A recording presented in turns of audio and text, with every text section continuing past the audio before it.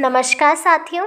आज की इस एक्टिविटी में हम एक पैराग्राफ लेंगे और उस पैराग्राफ को समझने के बाद उस पे जो क्वेश्चन दिए हैं और जो भी लिखने को दिया है वो करेंगे। तो पहले पैराग्राफ को पढ़ते हैं, फिर उसे समझते हैं और सबसे पहले क्या करना है, खुद से करना है, ठीक है। फिर ऐसे देखना है। तो बोला है किस पे दिया है, ये एक पेड़ पे दिया है, the tree. A big banyan tree in our village is 50 year old. तो the big banyan tree, banyan बोलते हैं, इसे बनियान नहीं बोलना, banyan tree। banyan यानी बरगद का पेड़। एक बहुत बड़ा बरगद का पेड़ हमारे गांव में है जो कि 50 साल पुराना है। It stays day and night in the sun and rain. वह दिन हो रात हो वहीं रहता है, अब चाहे तेज़ धूप निकल रही हो या बरसात हो रही हो। All the village children play near it. गाँव के सभी बच्चे उसके अगल बगल खेलते हैं। They swing on its branches and have fun. वो उसकी जो अब banyan tree यानी बरगद का पेड़, तो आपने देखा होगा उसकी शाखाएं कैसी लटकती रहती हैं, तो उस पर वो लोग झूलते हैं और मज़ा करते हैं। In the afternoon, passers by sit under the tree. दोपहर के समय जो भी उधर से गुज़रता है वो उसके नीचे आके बैठ जाता है, क्योंकि क्यों बैठेगा यार, धूप लग रही है, छाँव में बैठ गया। The rest for some time and move on. थोड़ी देर के लिए आराम करते हैं और फिर वहाँ से चले जाते हैं। The tree is a home for many birds, small animals and insects. जो पेड़ है वो बहुत सारे पक्षियों का घर है, छोटे जानवरों का और कीड़ों का भी घर है वो। The tree gives fresh air too. जो पेड़ है वो ताज़ा सांसें भी देता है। We should always love and care for it. तो हमें इससे हमेशा प्यार और उसकी केयर यानी परवाह करनी चाहिए इस पेड़ की।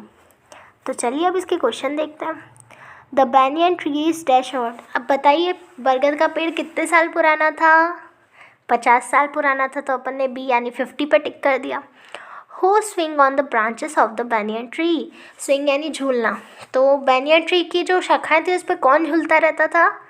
बच्चे झूलते थे, तो बच्चे यानी चिल्ड्रन पे टिक गया। Where do we get fresh air from. हमें ताज़ा सांसें कहाँ से मिलती है? पेड़ से मिलती हैं, तो ट्रीज़ कर दिया। The stories about. तो बताइए स्टोरी किस पेड़ के ऊपर थी? आम के पेड़ पे थी? नहीं ना, बैनियन के पेड़ पे थी।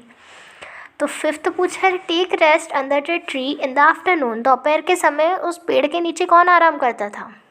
पासर्स बाय यानी जो भी वहाँ से पास होता था। आगे देखते हैं। Read the given passage carefully and fill in the blanks. जो नीचे ये जो पैराग्राफ दिया है उसमें जो खाली जगह दी है इन्हें आपको भरना है। अब आपको भरना कहाँ से? यहीं से भरना है, इसी में से ढूंढ के। नहीं तो आपको पैराग्राफ अगर ध्यान से सुना हो तो खुद भी भर सकते हो। The dash banyan tree in our village is dash year old. तो हमारे जो banyan ट्री वो कैसा था? बिग था ना। वैसे तो आपको वहीं से भरना है, पर आपको थोड़ा बहुत याद हो जाता है। और कितने साल पुराना था? 50। It stage dash and night in the sun. वह दिन रात सन में रहता था, मतलब धूप में ही रहता था। और आगे भी लिखा था, पर यहाँ डे कर देंगे बस अपन। All the village children near it. गाँव के सभी बच्चे उसके अगल बगल क्या करते थे? खेलते थे, तो ये प्ले कर दिया अपन ने। They dash on its branches have fun. तो उसकी जो शाखाएँ थी उस पर क्या करते रहते थे और मज़ा करते थे? झूलते रहते थे, तो स्विंग कर दिया।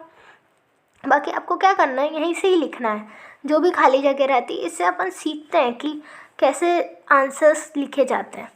ठीक है बेटा, तो आप ऐसे ही पढ़ाई करते रहें। मिलते हैं अपन अगली वीडियो में, तब तक के लिए ओके बाय।